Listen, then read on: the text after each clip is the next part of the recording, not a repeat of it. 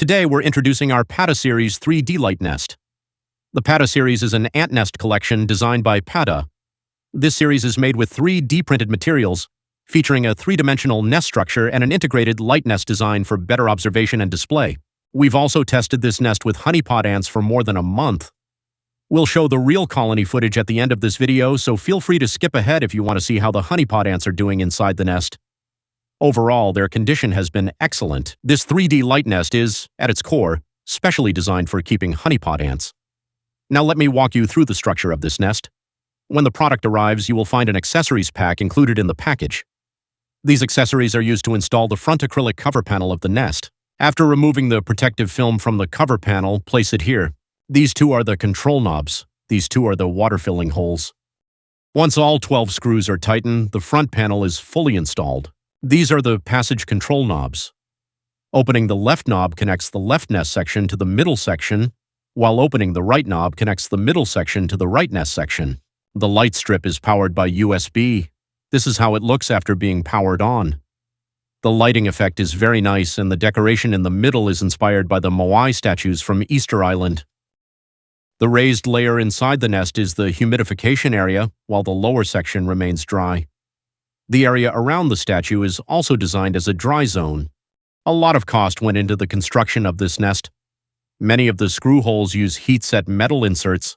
The entire nest uses 20M3 heat-set inserts and 6M10 heat-set inserts. So, how do we add water for humidification in this nest? This design is different from many other ant nests. When water is added through this opening, it flows directly into the transparent tube. The light will also shine onto the transparent tube, creating a beautiful visual lighting effect. For the first watering, you only need to add about 5 millimeters of water.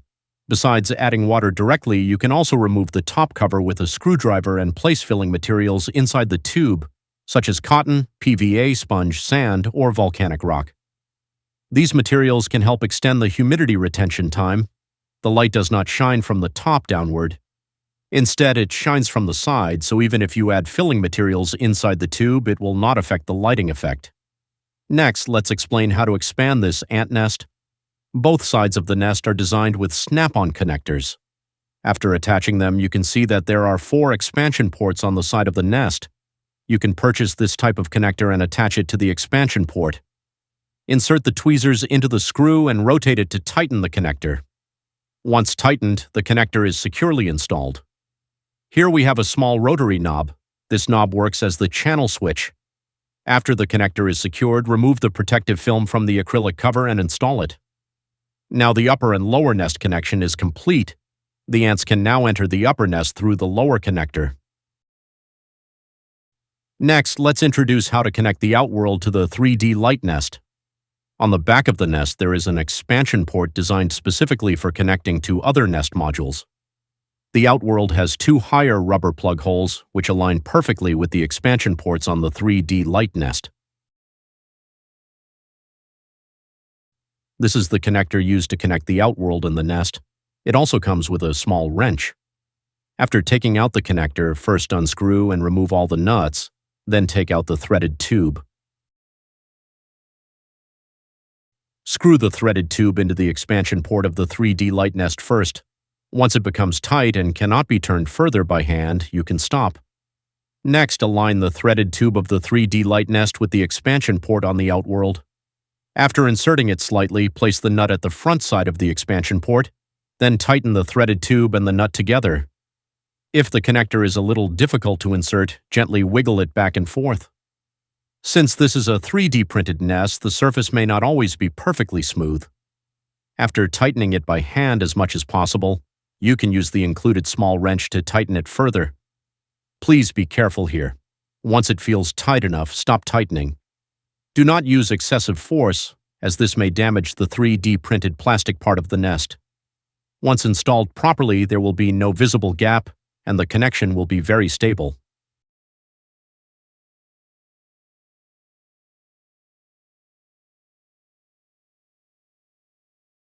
We also designed a small ramp here to make it easier for the ants to climb up into the nest.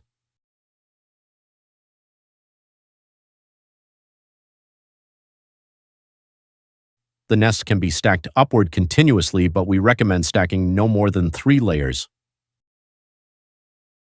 Now let's take a look at how a 3-layer setup looks.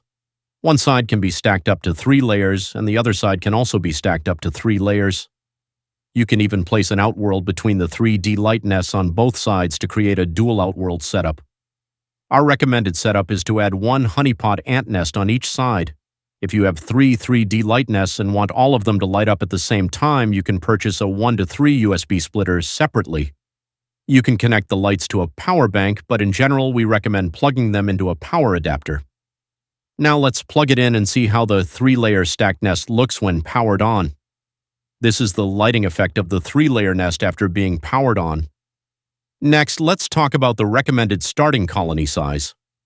If you are using one side of the 3D light nest to keep honeypot ants, we recommend starting with at least 30 worker ants. This nest is also suitable for larger ant species, such as Camponotus ants and large ponerine ants. Each chamber section can generally house around 100 to 120 ants at maximum capacity. One full layer can hold around 360 ants in total. What you are seeing now is the queen of a Mexican honeypot ant colony. The eggs, larvae, and cocoons you see here were all produced inside this nest. At the beginning, this colony was boosted with 35 additional cocoons. Now the colony has already formed a complete development cycle of eggs, larvae, and cocoons, which shows that the ants have successfully adapted to this nest. This nest uses substrate-based humidity retention. You can see that the upper step area is moist. With this type of humidity system, the larvae tend to stay in this area. I did not add sand or soil to this colony, but they are still able to use small debris and trash particles to spin cocoons. In the dry area, you can see that they are currently spinning cocoons. On the innermost side of the nest, you can see one large replete honeypot ant. The humidity retention time of this nest is generally around 15 to 20 days.